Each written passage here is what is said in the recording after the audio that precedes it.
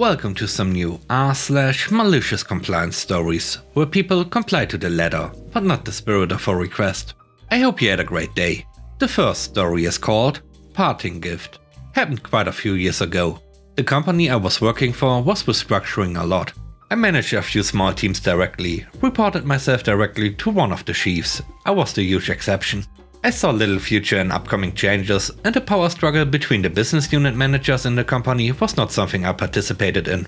It was very ugly, to say the least, and one of the changes I feared the most was my direct boss's plans to retire. This would dump me in the fight between managers, so I was planning on my own exit.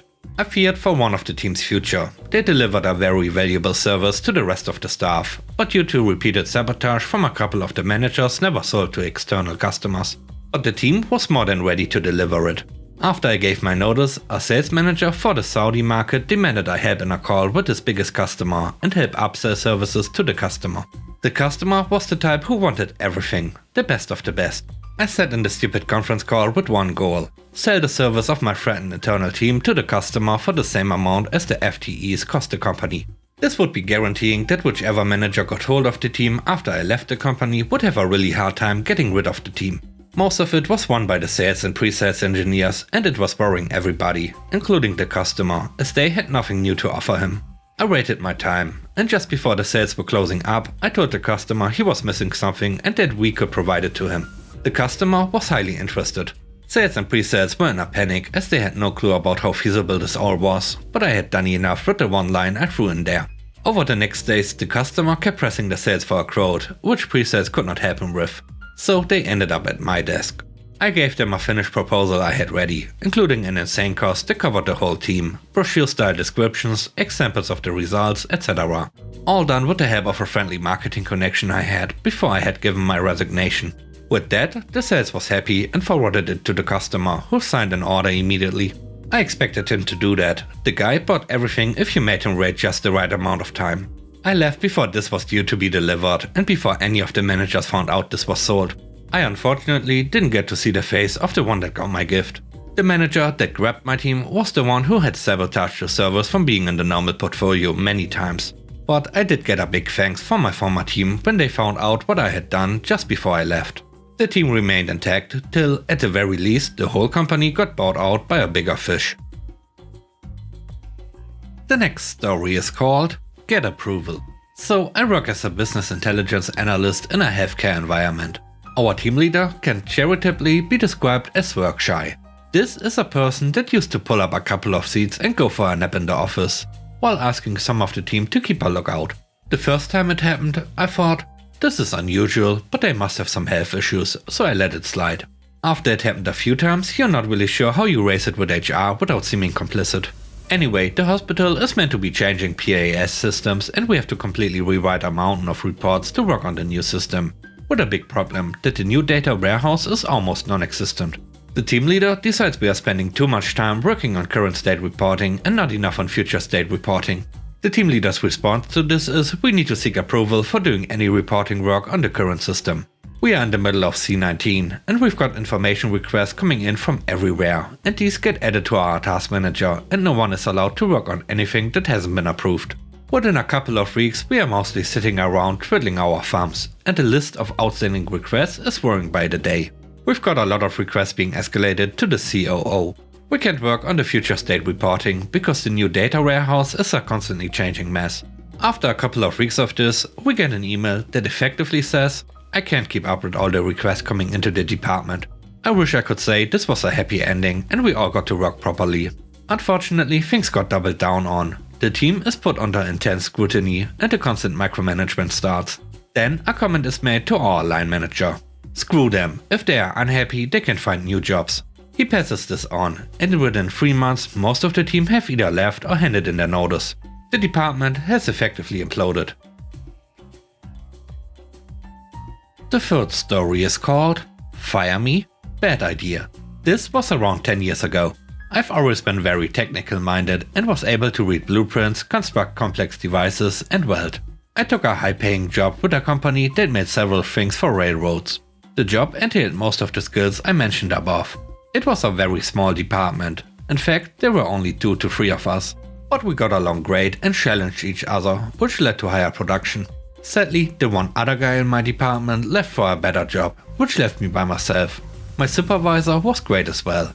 Liked to joke around with me, left me alone to focus on my work and had my back when I needed him. We actually assembled signal enclosures and mast and ladder houses for railroads. Fast forward to 3 years later, and the owners buy a much bigger location and move the whole company. As you might expect, several departments get shuffled. My department gets folded into a completely different department that has no clue what I do. At first it was fine, but it starts to go pear-shaped pretty quickly. My new supervisor seemed good at first, but I quickly realized he's a snake in the grass. For example, I had to help the prototype department assemble a new and lighter type of mast and ladder house. So I'm printing out issues and suggesting fixes, etc. The new supervisor is not happy. He keeps coming over, huffing, groaning under his breath, standing over my shoulders, etc. He finally interrupts and asks in an angry voice, "How much longer will this take?" I respond, "I have 4 more hours today and 8 hours every day after that." He looks puzzled. So I explain, "This is my department, this is where I work, these are my responsibilities. So if it takes 2 months, that's how long it takes." Almost as if to get the last word in, he says, "You work where and when I tell you," and storms off. The next day I'm called into the office and they force me to sign a letter that states I now work in my new supervisor's department. Fine by me. I watch from a distance in my new department as all the stock, hardware, parts, orders, etc. of my old department begin to rack up. And since I'm the only one that works in that department, or rather used to work in that department, nobody is doing a thing about it. After about 2 weeks, my old department is a disaster, with items being thrown wherever they would fit. Orders had begun to miss deadlines and higher-ups wanted answers. Sure enough, I get called into the office where the new supervisor blames me for everything but wouldn't let me get a word in. Of course, they let me go without any reason or paperwork. The look of relief on my new ex-supervisor's face when I walk out was priceless. He had no clue what was coming. I leave with a smile plastered to my face. Because I knew something they didn't. I was the only one that knew how to build the mast and ladder structures. I relaxed at home for around 2 weeks because I knew I would be getting a call from them. I ignore the first dozen calls. Then I answer. "Can you come back and build, train new hires, etc. for your department?" "Sure," I say, for $20,000. Now that may seem like a lot, but it wasn't. They made millions from these. So there really was only one option. Pay me $20K or lose millions. Long story short, they went back and forth with me but finally conceded. I received $20K for 2 days of work and they were helpless. The cherry on top was, my new ex-supervisor was fired for being a nitwit and costing the company $20K. The last story is called Follow the Signs. This takes place in the 1960s in the Midwest USA. Uncle worked in a small factory with an assembly line. Like a lot of factories, there were safety signs up that the manager secretly wanted the workers to ignore because it would slow things down. I don't think there was a union. If so, it was not a very effective one. One of his friends got hurt on the line. He'd reached where he shouldn't and broke a bone in his hand. It could have been much worse. The company didn't want to pay his medical bill. They claimed it was entirely his own fault because he ignored the safety signs they put up. And they put up a new sign in the locker room reminding everyone to follow the written signs. So my uncle and his friends decided to follow all written signs.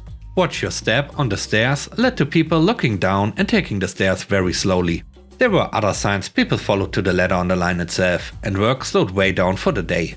So my uncle, unknown ringleader, was summoned to the office via the loudspeaker. The office was in the same building, not far from the factory floor, through a door that had a sign saying, "This door has to remain closed at all times." The shift leader would be waiting for him on the other side of the door, ready to yell at him.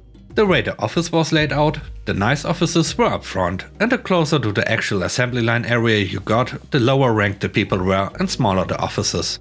People on the assembly line rarely got to the nice offices. They just got into the back offices where the immediate supervisors and clerks sat. So when he got summoned, my uncle went to the locker room, got his coat and outdoor boots on, left via the loading dock and walked around the building to enter the building via the front door. It was February and snow and slush was everywhere. He got his boots plenty wet and dirty on the walk. He marched in the front door and straight into the plant director's office, right past his confused secretary, and stood there, dripping dirty water from melting snow on the carpet.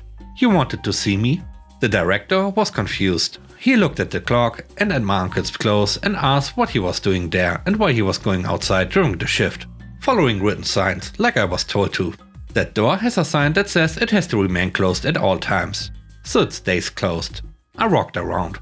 The director called in the shift leader, the one that had called for my uncle and got a story about the slowdown and the other side of the story from my uncle. The shift leader looked like he would bust a gut, but didn't say anything to my uncle. The director got his friend's medical bill paid, mildly chastised the bean counter and the other line foreman that started the mess, and when both sides apologized, things went back to normal. Except for the next week, the carpet cleaners had to be called in for the plant director's office, and the door sign was changed to keep closed when not in use. And with that, we end today's video. Let me know what you think about the stories. On a scale of 1 to 10, how would you rate the stories in today's video? I hope you enjoyed the video. If you did, please don't forget to subscribe and hit the like button. And I hope you have a great day. Stay safe. Bye bye.